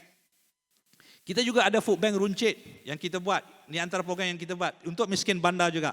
Food bank runcit adalah pemohon boleh mohon direct kepada kita melalui social media. Dan kita akan layan mereka, kita akan hantar terus ke rumah. Ini melalui social media. Ini kerjasama dengan M-Bank. Dan juga ramai lagi penyumbang-penyumbang kita di sini. Next. Dan juga kita ada food bank cash, kita tumpu kepada rumah penjagaan, anak yatim, orang tua dan OKU. Ini perkara biasa yang ramai orang buat. Next. Kita ada Food Bank Lestari. Food Bank Lestari ini kita ada pergi, ada satu program yang dalam satu jangka masa untuk komuniti, untuk livelihood. Kita akan bantu di pedalaman. Contohnya dia nak tanam jagung. Tanam jagung memerlukan 3 bulan atau 4 bulan sebelum jagung yang mendapat hasil. Dalam tempoh 4 bulan itu dia tak ada pendapatan. Kita akan masuk, kita akan bantu di situ. Setiap bulan kita akan hantarkan sumbangan makanan supaya dia tumpu kepada kerja apa yang dia buat. Ataupun dia meniaga warung, sebelum dia dapat hasil, beberapa bulan sebelum dia dapat berdikari, kita akan bantu dia beberapa bulan bahan makanan untuk kaum keluarga dia. Itu dah kita namakan Food Bank Lestari. Next. Next. Tak jalan. Slide sangkut. Okey, kita ada Food Bank Community. Food Bank Community adalah food bank yang bersaiz kecil, kita buat di kampung-kampung yang mana ramai orang salah anggap tentang food bank. Food bank sebenarnya bukan macam yang buat dekat surau, bukan buat macam kat masjid atau buat kat petrol pump. Itu adalah orang panggil gerobok rezeki dan sebagainya. Food bank sebenarnya adalah satu sistem. Kita bukan boleh buka macam kedai runcit, nak datang ambil barang, aku nak itu, aku nak ini. Itu yang disalahgunakan selalunya. Kan, dibawa kereta datang ambil semua dan orang lain tak dapat. Tapi kita beroperasi bukan begitu. Food bank system bukan begitu. Kita akan buka seminggu mungkin 2 kali. Hari Selasa dia pukul 8 sampai pukul 10. Okey, siapa yang mohon, dia datang ambil, kita siap bungkus. Satu kali datang ambil cuma 4 barang. Dan barang kita boleh tahan lama. Dan kita akan pergi semak di rumah dia. Dan kita bagi orang yang menguruskan food bank community adalah orang tempatan. Dia kenal siapa yang datang ambil. Kalau kita uruskan, kita tak kenal siapa datang ambil. Dan orang yang menguruskan, orang yang kenal, orang yang kampung tu sendiri. Pergi hari Sabtu kita buka dari pukul 2 sampai pukul 6. Dia datang ambil 4 barang. Dia ambil minyak, gula, tepung, garam. Okey, hari Selasa depan dia perlu datang lagi, dia datang ambil lagi. Kita bukan buka hari-hari macam kedai runcit. Ini food bank community punya konsep. Kita ada buka banyak tempat, ada di Baling, ada di Kuala Tahan, ada di Gopeng, ada di Manjung dan beberapa tempat lagi. Next. So kita ada food bank relief, semestinya lah food bank relief ini kita membantu bencana kerjasama dengan APM. Juga kita selalu tumpukan kepada pos bencana, pasca bencana. Pasal ketika bencana berlaku, kita jarang masuk. Kita tak mau berebut dengan NGO yang lain. Pada ketika itu semua orang masuk. Jam kat tempat bencana tu, barang yang semua hantar barang yang sama. So kita akan tunggu seminggu atau 2 minggu selepas semua dah keluar dan kita akan pergi buat survey balik apa keperluan-keperluan masa bencana. Mungkin perlukan tilam, perlukan peti sejuk, perlukan mesin basuh yang telah tenggelam dan kita akan bantu peralatan-peralatan rumah yang sebegitu. Next. Sekarang ini musim tengkujuh dah berlaku. Program kita sekarang Kembara Tengkujuh YFBM 2023 kita tengah berlangsung sekarang. So kita ujung minggu ni 3 hari bulan kita akan buat di Sungai Siput, di Lasah dan juga Sungai Siput untuk keluarga Melayu, 300 keluarga Melayu dan juga keluarga orang asli di situ. Ini antara program-program yang Yayasan Food Bank jalankan. Okey, sebelum saya tutup ni kita ada tunjukkan satu video tentang apa yang kita buat. Ini dari segi education dan juga makanan.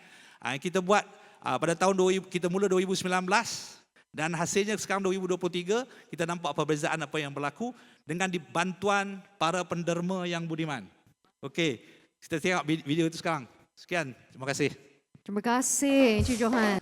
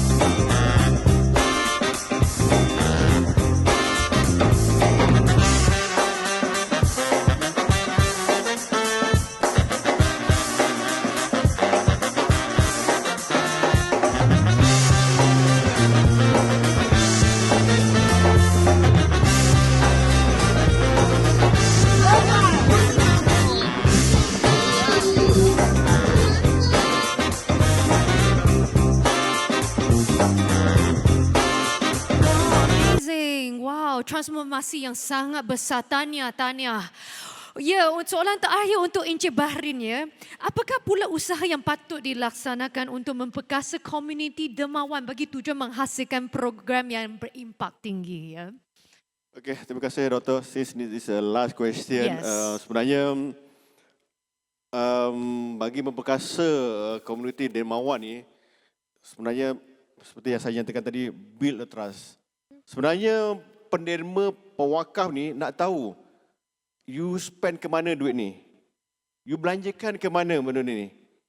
Kalau kita boleh tunjukkan dalam bentuk annual report ke, dalam social media, FB, IG, or TikTok, apa yang telah kita lakukan, indirectly dia akan build the trust. Bila dia build the trust, from the 10 ringgit, insyaAllah dia akan 20 ringgit, 100 ringgit. From the setahun sekali, mungkin boleh setiap-tiap bulan ni buat potongan gaji ataupun buat recurring contribution.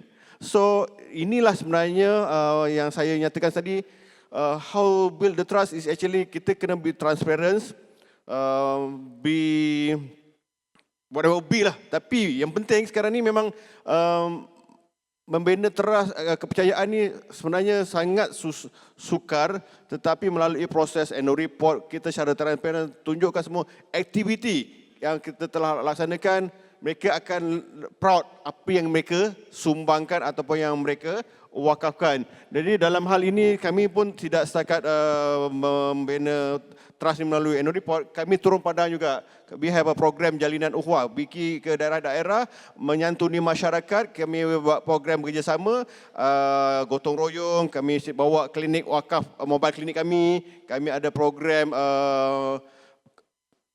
bantuan bakul makanan, kami ada gotong royong mengecat ataupun dan sebagainya. Jadi dengan turun padang ini dengan sendiri melihat this the impact of manfaat wakaf.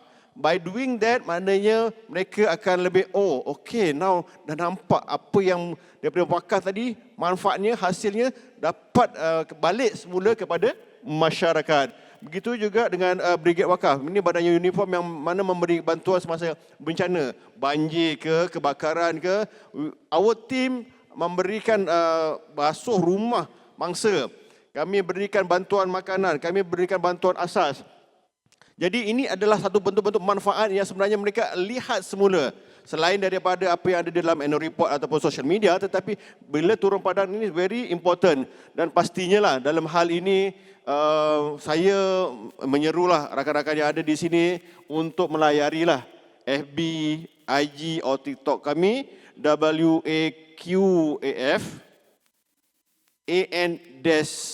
AN-NUR.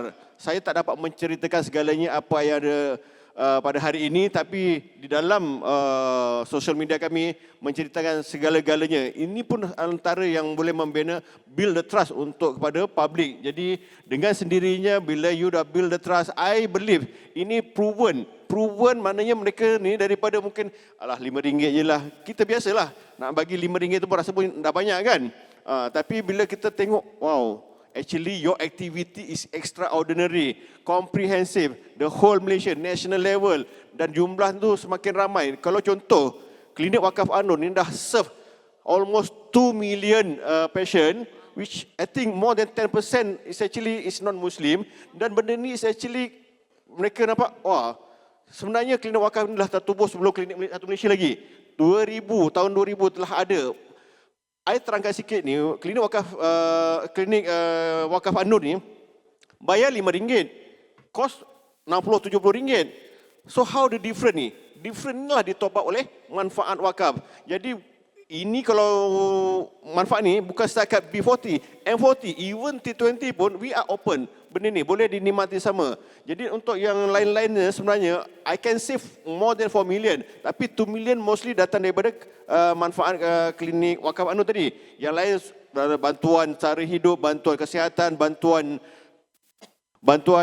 bakul makanan, almost 2 million juga. Jadi dalam hal ini sebenarnya manfaat wakaf ini kita kena secara berkongsi dengan rakan-rakan kanan kiri saya juga, memang kita kena terus, kita tunjukkan dalam sosial media dah ada, alhamdulillah. Dan annual report pun penting juga benda tu. Jadi untuk membina amanah, membina kepercayaan. Jadi dalam hal ini indirectly, secara tidak langsung pastinya akan memperkasa komuniti dermawan by showing them the effect, the high impact of contribution tadi. Dia akan menambahkan lagi sumbangan-sumbangan mereka. That's all, Dr. Yeah, thank you so much. And the last question untuk Encik Shuib. Saya juga tahu bahawa Yayasan Mafirah ini adanya pusat latihan dan dakwah Yayasan Mafirah. Bolehkah Encik Shuib cuba terangkan tentang pusat latihan ini? Okey, bismillah. Terima kasih kepada Dr. Moderator kita pada hari ini. Untuk pengakhiran pada hari ini, Saya mengucapkan terima kasihlah kepada semua yang memberi komitmen pada hari ini, yang sudi menunggu. Saya harap ada lagi, jangan ada orang bangun. Saya nak habiskan ni.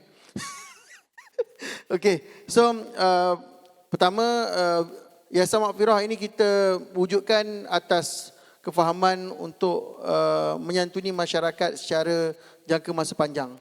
Maksudnya vision kita, kalau kita lihat tadi saya bentangkan 4 teras utama Yayasan Maghfirah itu, kebajikan, dakwah, pendidikan, perubatan itu, yang mana akhirnya nanti ke depan tuan-tuan dan puan-puan yang saya kasih sekalian, kita memang mengharapkan dia jadi sebuah institusi.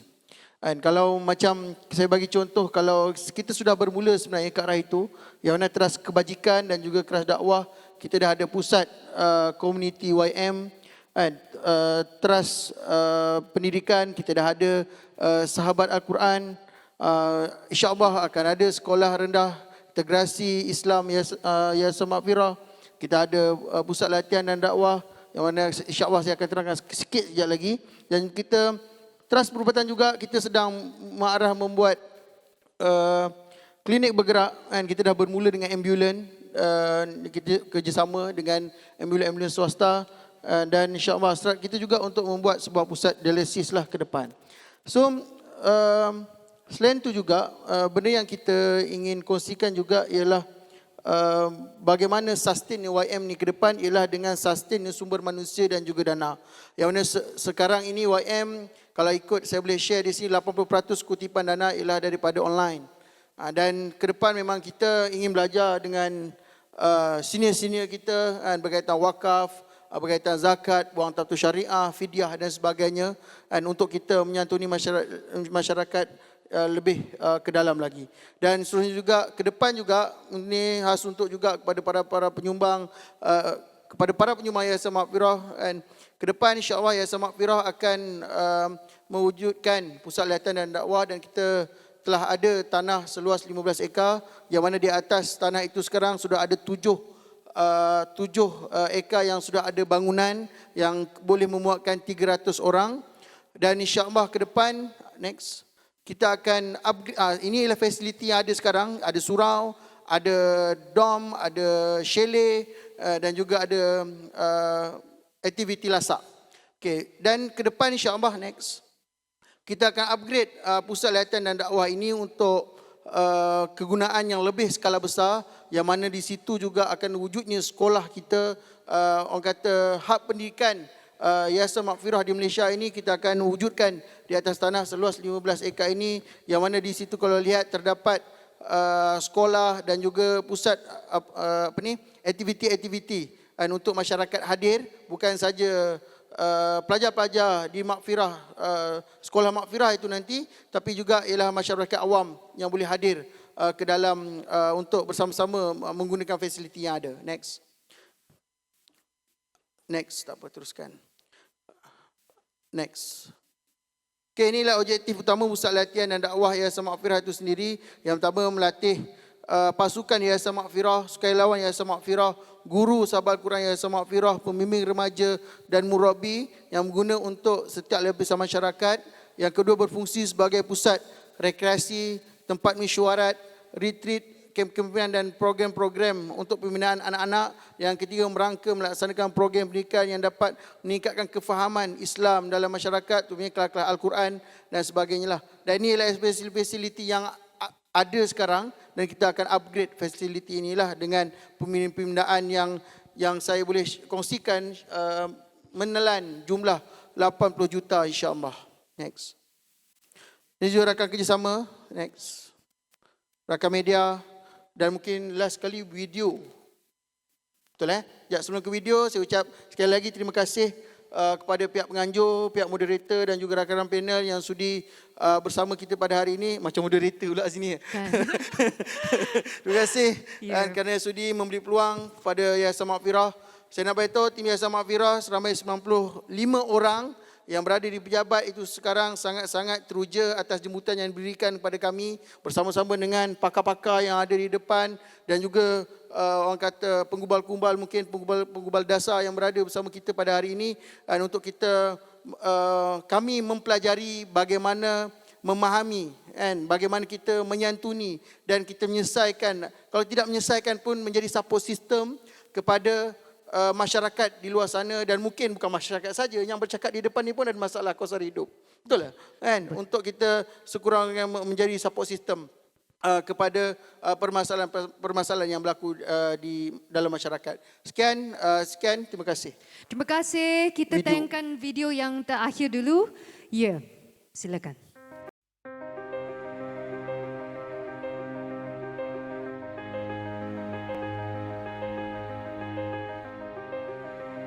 Bermula dari sebuah nekat, melakar impian peradaban dunia baru, mengharungi badai dan liku peristiwa, Yayasan Maghfirah tampil menyantuni ummah dan cita-cita dakwah demi membina generasi harapan.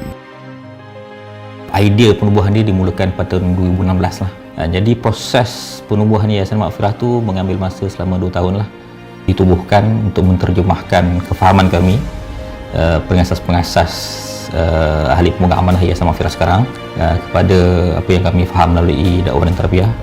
Dan memang kami berhajat menjadikan yayasan kami ini sebuah yayasan yang unggul, yayasan yang hebat dalam islah umat. Dan fokus yayasan kami memang lebih kepada dakwah tarbiyah, kebajikan dan pendidikan. Berpaksikan pendidikan dan wadah dakwah, Yayasan Maghfirah telah melahirkan puluhan inisiatif dan projek pembangunan anak muda, asnaf dan masyarakat ke arah kehidupan yang mulia dan bernilai tinggi. Kita telah melaksanakan projek bangunan Darul Maghfirah Mesir, yang mana Yayasan Maghfirah telah berjaya mendapatkan sebuah bangunan 8 tingkat di Mesir. Darul Maghfirah Mesir akan memfokuskan kepada pendidikan, kebajikan dan dakwah kepada 100 orang pelajar Malaysia di Mesir yang berpendapatan B40 dan asnaf. Apa yang dilakukan oleh YM sendiri adalah dengan pertama memberikan pendidikan kepada masyarakat dari aspek penganjuran program. Antara program yang berjaya dihasilkan oleh YM dengan kerjasama TV Hijrah sendiri, iaitu program rancangan Rasulullah SAW bersabda. Yang part paling utama yang dilaksanakan oleh YM ini adalah memberikan didikan kepada masyarakat tentang keperluan membantu ataupun menaik taraf kehidupan masyarakat ke arah yang lebih baik.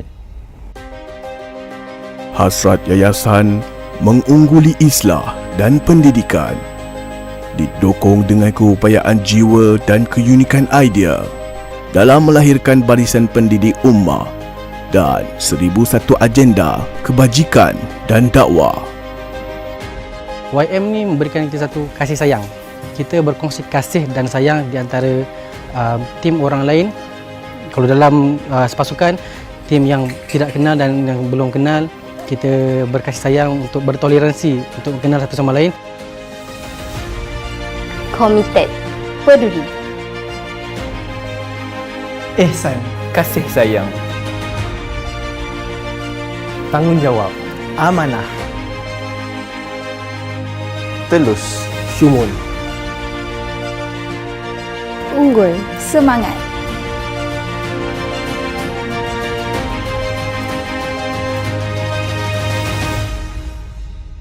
Pengalaman paling menarik adalah semasa turun padang, iaitu turun agihan. Kat situ kita dapat rasa kesusahan mereka, kita dapat tengok sendiri macam mana susahnya mereka kan. Jadi bila turun tu, secara automatik dapat pupuk rasa empati. Antara cabaran Yayasan Maghfirah ini selama beroperasi 3 tahun ini adalah peringkat di mana kami untuk mendapatkan kepercayaan daripada orang awam, di mana kami pada asalnya tidak dikenali dan sehingga sekarang sudah membesar, alhamdulillah. Sebelum ni kami agak sukar dalam hendak meyakinkan masyarakat di luar sana untuk mengenali dan meyakini terhadap produk Yayasan Maghfirah. Saya nampak dalam masa 10 tahun, Yayasan Maghfirah akan menjadi yayasan yang unggul dalam mengislah masyarakat untuk mencapai peradaban Islam.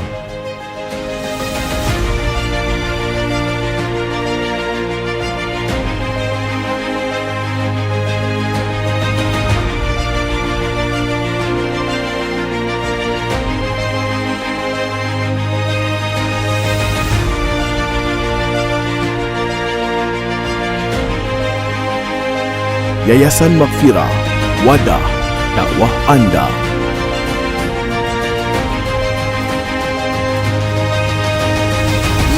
Kita berikan tepukan yang gemuruh kepada ketiga-tiga ahli panel yang hebat pada hari ini yang mengupas tentang peranan dermawan dalam menangani kosar hidup. Terima kasih semua dan salam madani, salam sejahtera. Kita bagikan host kita serahkan balik. Terima kasih. Terima kasih. Terima kasih diucapkan kepada Dr. Suvinsi, panelis kita, Encik Johan Khalid, Encik Muhammad Bahrin bin Bakri dan Encik Muhammad Syuib bin Nuruddin. Sekali lagi tepukan yang gemuruh untuk para dermawan kita. Baiklah hadirin sekalian, dengan berakhirnya sesi diskusi ketiga pada petang ini, maka dengan ini berakhirlah acara kita pada hari ini. Bagi pihak penganjur, saya ingin mengucapkan jutaan terima kasih atas kesudian hadirin untuk kekal komited bersama dengan kami dalam menjayakan hari pertama Simposium Kos Sara Hidup 2023 mulai dari jam 9 pagi tadi sehingga ke petang ini.